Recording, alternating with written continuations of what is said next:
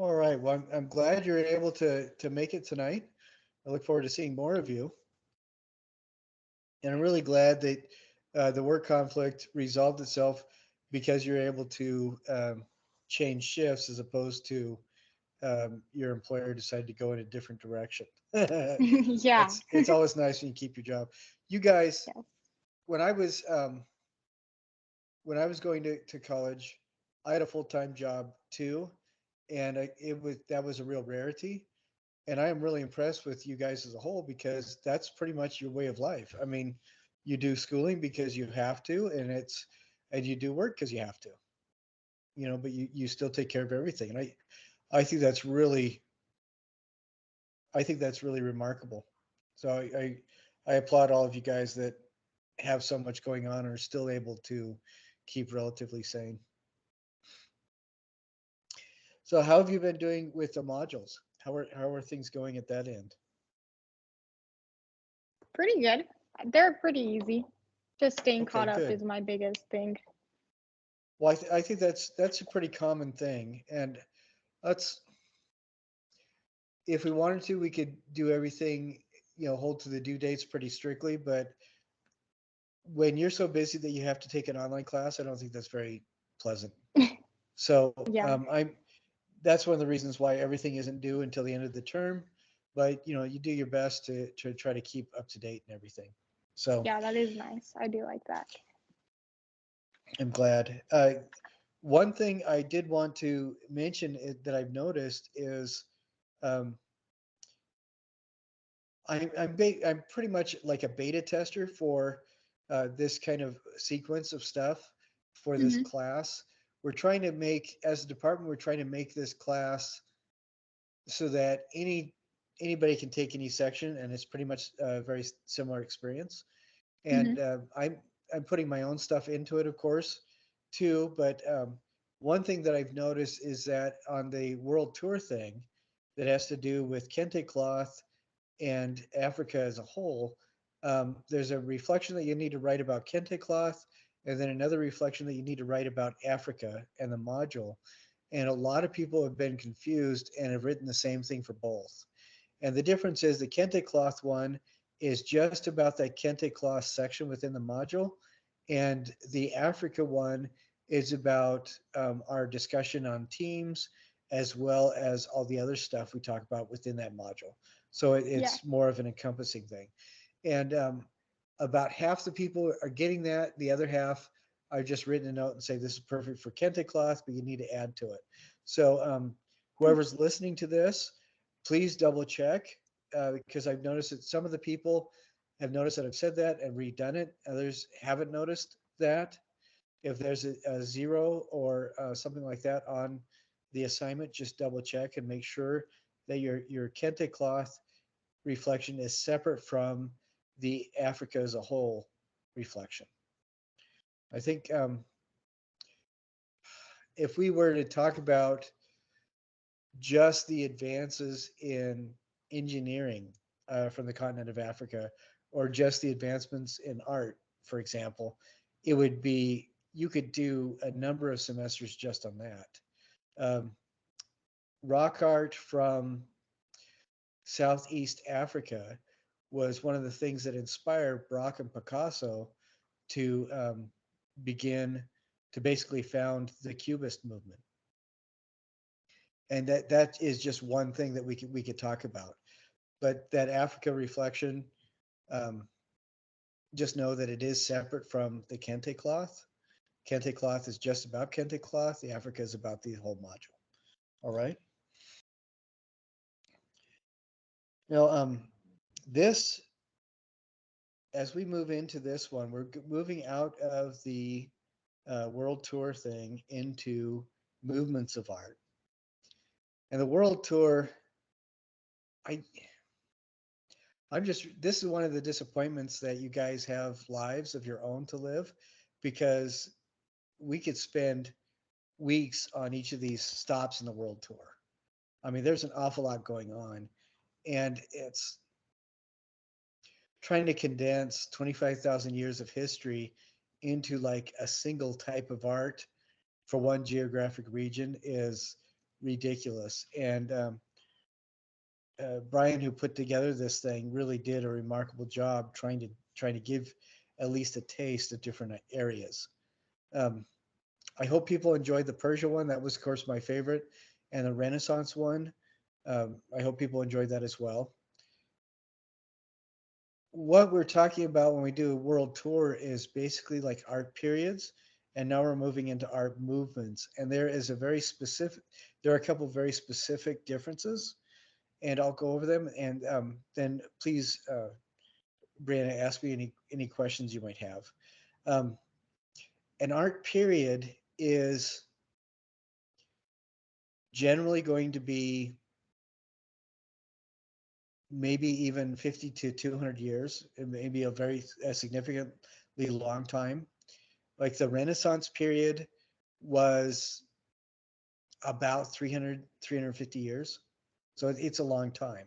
And it also has to do with art from like a geographical region or a significant social group, like a civilization. Like we can talk about Egyptian art. And if we talk about dynastic period and art from a dynastic period, that's definitely an art period that lasted centuries, depending on which dynasties we're looking at. Or if we talk about European art, that kind of a thing. If we talk about Japanese art for like that Japanese stop in the world tour, Japan and China, the Japanese art we're talking about covered a period of maybe 300 or 400 years, and the geographical region is bounded by Japan. The Confucian painting that we looked at, Confucian painting has been a traditional style for well over 1,000 years. So you can see that kind of idea of an art period is a significant length of time. Or we could talk about art periods such as southwestern rock art. We look at southern Utah and Arizona, the rock art that is left by the indigenous population was produced over many centuries. And but if I say rock art, there's some very specific things that you generally think of, aren't there? Yeah, and you have a pretty good idea of the area of the world that we're talking about.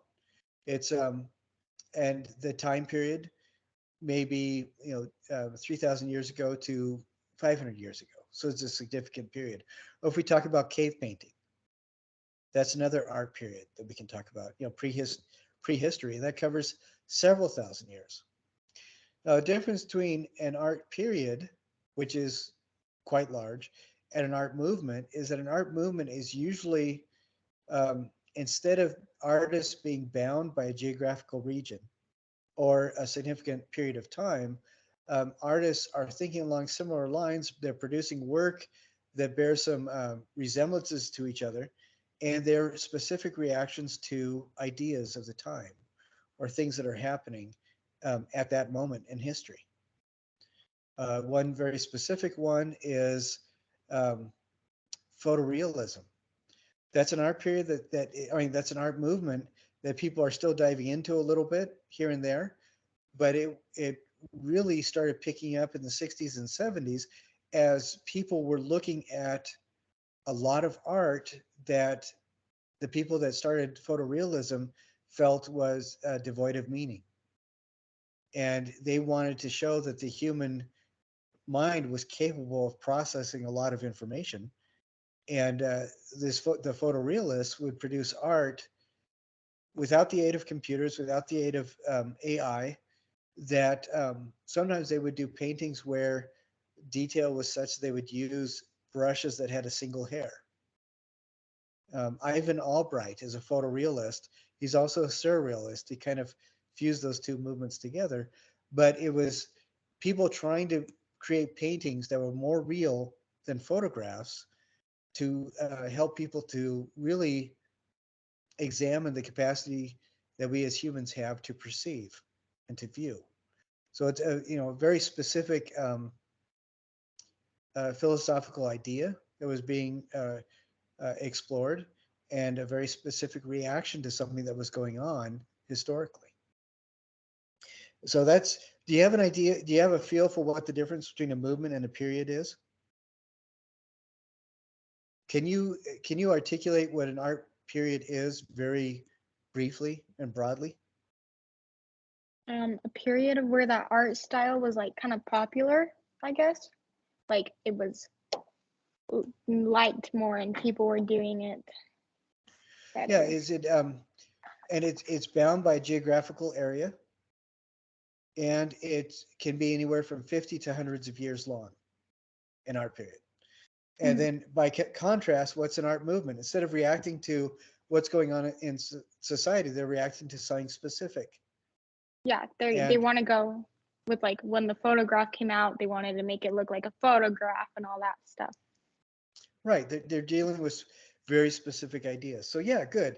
And it's a distinction that can sometimes get a little bit muddy, but generally when we talk about movements, we're talking about uh, the artists may not even know each other, but they could be communicating through letters. They may live thousands of miles apart, but an art period is going to be generally more bound by like the confines of Europe or Egypt, or something like that. So yeah, very good. Now, Impressionism, there is a quote that I wanted to read from Van Gogh where he talks about Impressionism. And this almost reads to me like something that my dad would say, and it's not something that you'd expect um, a person who is an artist in the thick of things to say, because he's not necessarily glowing and positive. Let me find this quote here. Okay, Vincent van Gogh said this in a letter to his brother Theo. When I hear you talk about a lot of new names, it's not always possible for me to understand when I've seen absolutely nothing by them. And from what you said about Impressionism, I've grasped that it's something different from what I thought it was, but still not entirely clear to me what one should understand by it. That pretty much describes how all of us think when we start talking about art movements and stuff like that. It can be very confusing. And so for this section, I want to give a little bit of context for the art movement we're talking about, and give you like a better understanding of what separates or differentiates a movement from a period. Now, do you remember the stuff you looked at for the Renaissance? A little bit. Okay. Yeah. That was that was pretty realistic stuff, wasn't it? Hmm. It looked um, Renaissance paintings to me looked like a bunch of highfalutin ballet dancers holding themselves still so the artist can paint everything just so, Yeah. And that's, I don't know if you get the same impression, but there's a lot of realism. Hmm. A lot of people were studying optics and how the human eye works. And so there were a lot of books that were written about things like perspective. You've probably heard of 1, 2, and 3 point perspective. A lot of the times, or there's a mathematician named MC Escher, who's also, he started as a hobby learning how to make etchings, and he became a masterful artist as almost backing into it as a hobby doing, in between math lectures. Hmm. And he was an expert on dealing with issues of perspective and exploring that. So that's quite a bit more recent, but that had its roots in the Renaissance.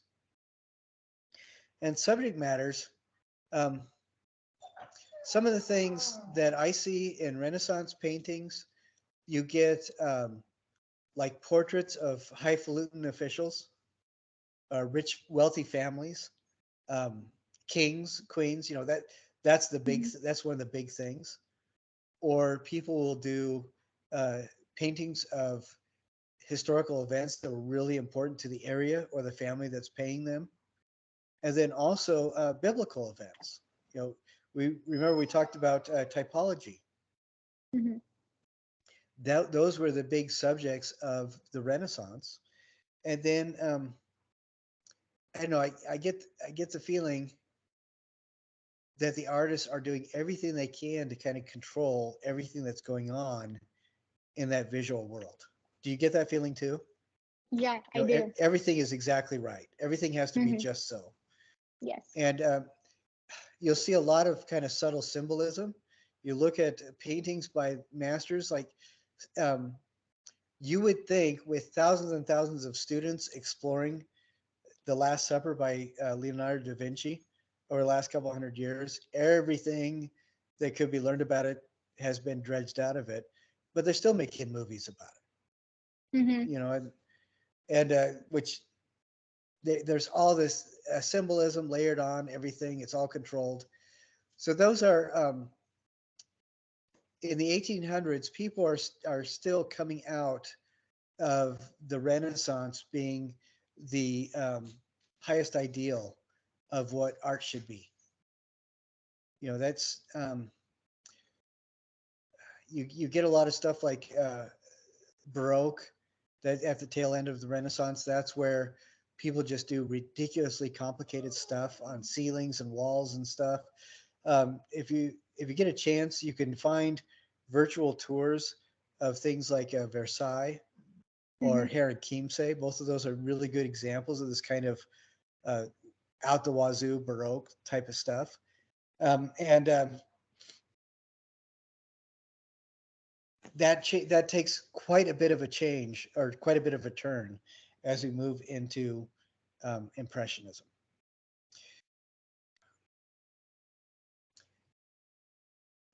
I We do know a lot of the names of Renaissance artists, particularly the guys that were masters and owned their own studios.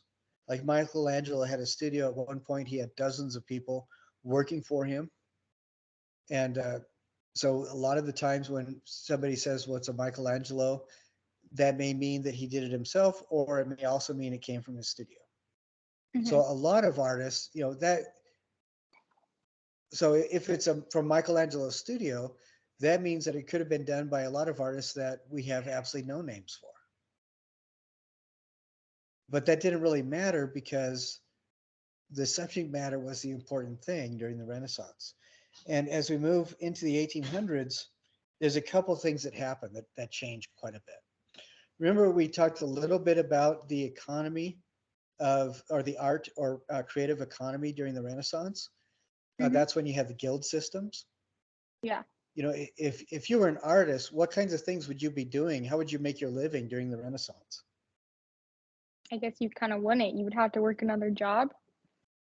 Well, your livelihood would be basically your family would be compensated, or your guild would be compensated by a wealthy Yeah. family or the Right. ruling class, and that's when we have the word patrons and patronage, because the individual items meant a whole lot less than the fact that the artist was producing. Hmm. Okay, so again, the identity of the artist is almost disappears. Yeah. But some really important things happened in the 1700s and early 1800s. This is the birth of the Industrial Revolution. Europe is moving out of the feudal system, where basically families would be indebted to somebody who owned the land, and money was a lot less common because you'd be basically working for food and a place to live, essentially. Hmm. And if we go back to about the 700s and 800s, with the birth of Islam in North Africa and the Middle East, that's when it started becoming okay on a large scale to be basically a middle income family, where you didn't have the oppressively poor and the incredibly inhumanly rich. You had basically a middle wage kind of environment. And I think that informed a lot of people's thinking during the Crusades and as trade built up in the years through the Renaissance. When it's during the Industrial Revolution, it became okay for families to pull away from the feudal system and start becoming their own entities.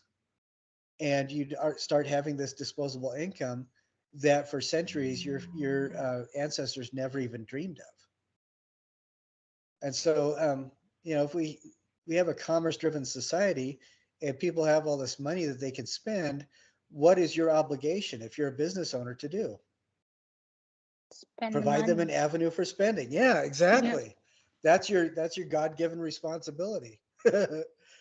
But so in the 1800s, what happened is this gallery system started growing up in Europe, where paintings were no longer only commissioned by families and rulers and the church. Paintings could be something that you could buy as a family and put on your wall.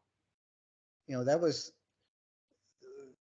I don't know. I think that economic change was remarkable enough that um, we can't really discount that. It was truly an amazing shift in world perspective for millions of people. Hmm.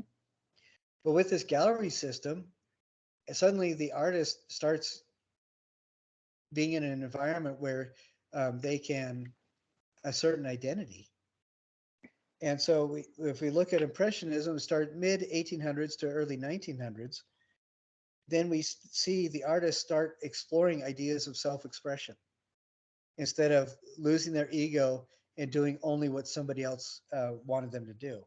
We look at art that becomes subjective, where you can see the artist's voice in the work that they produce. Um, Artists are individual. Um, the subject matter is no longer limited to Bible scenes and history scenes and portraiture. This is when you start seeing something called plein air. Unplain air is a French term that basically means painting outside. Guys, Hmm. artists set up their stuff outside and start doing landscapes. And sometimes they'll just do farm scenes. Like this is when you'll get portraits of chickens, or just scenes from everyday life in the city streets, things like that. This would have been unheard of even 50 years earlier or 100 years Hmm. earlier. And artists start really paying attention to what the different kinds of materials can do and the different qualities of materials. How does this look? How does it feel as they are applying these materials? Now, that's a shift in internal perspective for the artists, but there were also a couple of technological shifts that happened just in scientific understanding the world in general, as well as technology shifts in the production of art materials. Hmm. The physical technology, this is when we see trains. Now, we talked earlier about how many people around the world would live and die within 20 miles of their home or where they were born. And during the Crusades and the Renaissance, that's when you get an incredible explosion of travel technology. But by our standards, people are still moving at a snail's pace. Yeah. I came across an article and I've been looking for it. And I wanted to find it and share it with you guys. But somebody was complaining about the apocalypse coming because of the train. That God never intended for anybody to move faster than 40 miles an hour. Hmm. And that, doing that, it would even cause things like time travel and the ruptures in the fabric of the universe.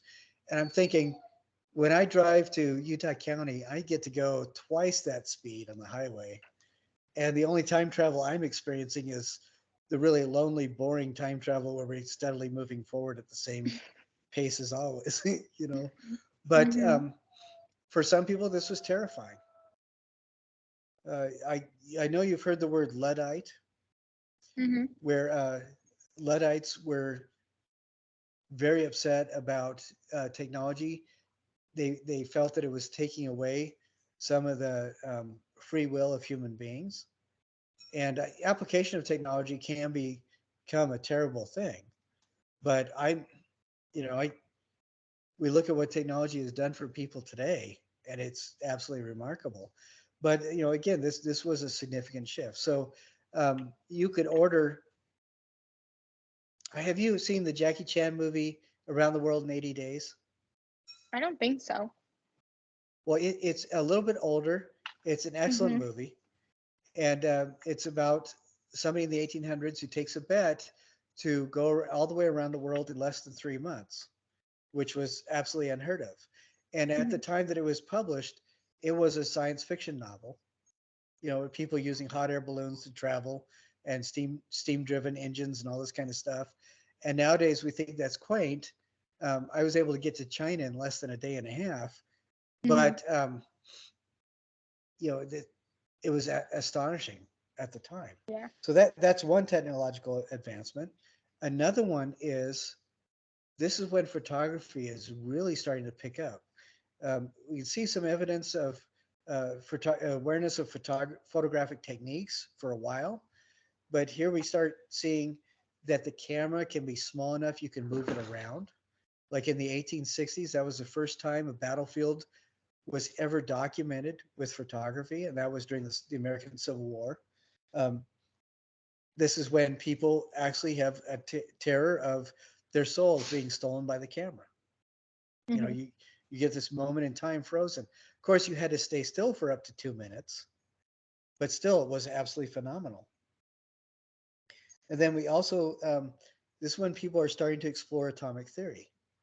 This is the birth of the awareness of things like what became X-rays. Have you heard of Madame Curie?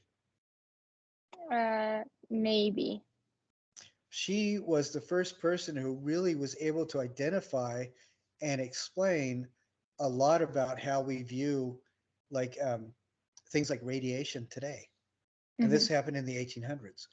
Um, atomic theory has been around for thousands and thousands of years, but with the development of the photographic plate, this is when people actually are able to document the evidence of movements of electrons. Mhm. And so these all these technological advancements are coming together at a time when people are still building homes where you share a community outhouse. The highest level of communication technology is copper wire because you use that to send telegraph messages. Mhm. There wasn't any internet, nothing like that.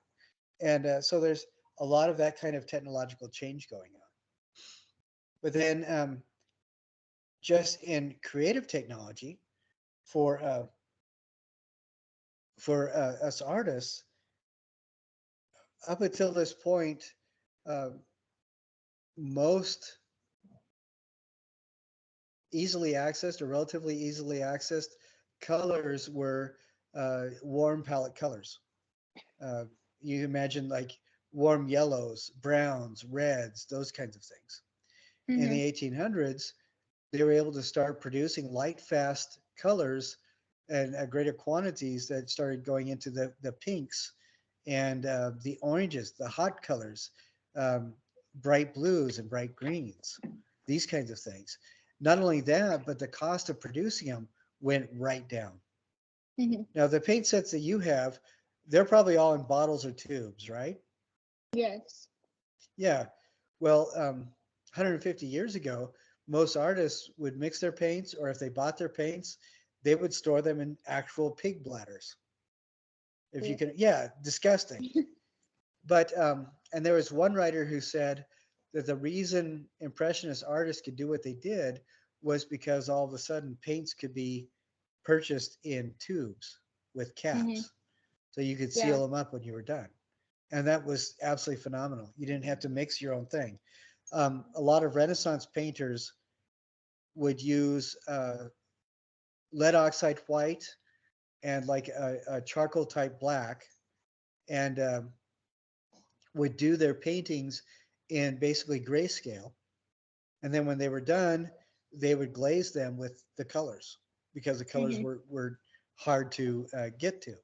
And so this just it made it so almost anybody could get a hold of the paints and start painting. So it was Yeah. huge. And then so those are the things that kind of went into that world of preparing for the impressionists. And here, so the impressionists, the artists are trying to use the new technology that they have access to. Mhm. The other thing I was going to mention about trains, that was the first time that people were moving fast enough that the outside world became a blur. Mhm. Can you imagine that? For the first time, nobody's ever told you that could move that fast, that things would actually be blurred. And Pretty so, and crazy. that fed a lot. Yeah, it's, but it's hard for us to imagine today. Yeah. And so these impressionists, they had all that kind of stuff going in the back of their heads. I Mhm. suddenly I can express myself. I can paint water lilies if I want, or I can paint the side of a church if I want, or I can paint flowers in a vase, Mhm. or people in a pool hall, or people in a cafe. Yeah. Um, and instead of painting things that they were completely realistic, they started just exploring, well, how can I show people what I'm saying? Mhm. And I think a real master of this was Vincent van Gogh. His You've probably seen his painting Starry Starry Night or Mhm. Sunflowers. It was, and some of the typical things about that, you see spots of color instead of Yeah. smooth. It, that's a really big thing, isn't it? Those Mhm. spots. And I I wonder how much of that is due to this idea that an awareness of things like atomic theory or a new way of looking at the world. But a lot of what he did, people could photograph whatever it was, and so he's not interested in that. He wants to show what he's seeing, how Mhm. his mind is actually processing the world around him, and I think that's beautiful. And so Yeah. in uh, when you go to do your attendance for this, I'm including just a video, a really like a 5-minute video. Have you ever Mhm. seen Doctor Who? Yeah, I have. Okay, there's a Doctor Who episode where he actually goes back in time and Vincent Van Gogh helps to save the world. Mhm. So Doctor Who brings him forward in time and has him talk to a gallery curator at a Vincent Van Gogh exhibit, just so that Vincent Van Gogh can hear what we think today about his art. And I think Mhm. that's really beautiful because it really shares a lot of how remarkable the Impressionist movement was. What Mhm. how these artists were thinking. And another one of my favorite Impressionist artists was a woman named Mary Cassatt. She was Mhm. U.S. and she moved to France to start painting. And she was a mother, so she painted scenes of motherhood, Yeah. and they are absolutely phenomenal. Mhm. So there's several different artists like that where we get to see, I think for the first time in the art world, we get to see how the artist thinks about the world around them. Yeah. Because we never, even if you're a photorealist painter, you never show what you see. You only show what you think about what you see. And I Mhm. think the Impressionists were able to start being honest about what they saw. So Yeah. that's kind of exciting to me. So the two assignments are reflection, where you're Mhm. writing about that, and where I want you to specifically think about how did the technology of the time affect what the artists were doing. How did their Okay. Yeah. availability of materials is if you were locked inside your house and you only had access to what was in your house right now, you're going to be Mhm. doing things quite different than if you had $100 gift card to Michael's. You could get whatever you wanted, Yeah. Yeah, for sure. and I think that that's a big thing. But the other one is for the studio painting. For the studio part, you're going to be doing your own version of an impressionist painting. Okay. And can you hear my dog? Just a little. It's all good. Yeah, she does not like being ignored, and My she dog wants you too. to know. Okay, She my wants you dog, to know she's unhappy. So as long as you realize that she's there, she's fine. she's all But good. what the point of this exercise is not to paint something so everybody can tell what it is necessarily. Mhm. It's to paint using that awareness of dabs of color as Yeah. opposed to smooth blending strokes, Mhm. um, and trying to express how you see the world as opposed to how you think everybody else is expecting to see it. Yeah. So if you spend time and care on the the studio assignment, that's what gets the grade as opposed to whether or not it's, photorealistic and belongs in Mhm. a magazine when you're done. Okay. Yeah. Okay. So, but the other thing is, if you watch that Vincent Van Gogh clip Mhm. and you write a sentence about it and follow the directions there, you Mhm. get some extra credit points for attendance too. Oh, cool. So, like, do you have any questions about the stuff that we talked about today? No, I was reading over it before and it makes perfect sense. All right, great. And next week, it's going to be another set of art movements. Okay. There's three that are pretty well dovetail into each other. And Mhm. for the next while, that's what we're going to be doing. And then Okay. I think after next week, that's when I'll start talking about. We talked about the bibliography, Mhm. where you have to do three sources, the Yes. annotated bibliography. The next thing is we're going to be doing a voiceover PowerPoint, basically. Okay. And everybody who has a speaker on their computer and access to PowerPoint, which I think is part of your student package anyway, Mhm. uh, there should be something in PowerPoint where you can record the voice feature as well. Okay. And I've had a couple students that were not able to get that to work.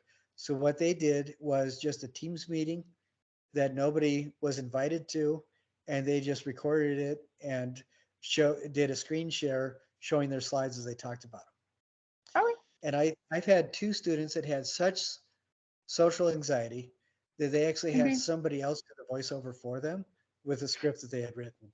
And, any of those are perfectly fine. Okay. Of course, for me, if I was going to do that, I would see if James Earl Jones could be my voice because that would be totally awesome. Right? But or Vanessa Williams, either one, I'd Oh be yeah. happy. Yeah. But and we will talk about that. I'll get that set up so people will start seeing it for next Okay. week so we can talk about it. But it's not going to be due for a couple weeks. Okay. Okay. Yeah. All right. All right. Well, if do you have um, any idea of what somebody else in the class might have a question of? I don't know actually. I think this lesson is pretty straightforward. Okay. All right. Great. Yeah. All right. Well, I hope you continually getting feeling better Thank after you. last week's events. And if anybody does have any questions, please go ahead and email me. And the common ones I will make sure and address next week's meeting.